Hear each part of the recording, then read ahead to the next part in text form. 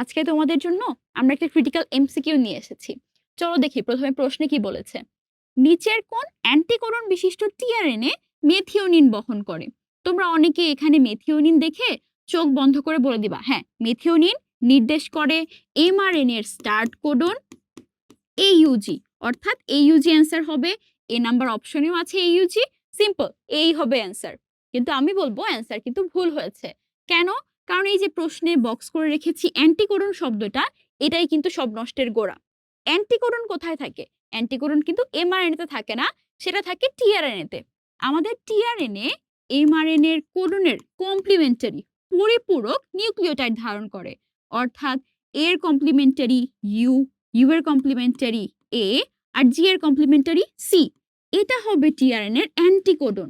যেই টিআরএনএ এই অ্যান্টিকোডনটা ধারণ করবে, সেই এসে এমআরএনএ এর স্টার্ট কোডন এইউজির সাথে বাইন্ড করবে, অ্যান্ড সেই কিন্তু আমাদের মেথিওনিন অ্যামিনো অ্যাসিডকে বহন করবে।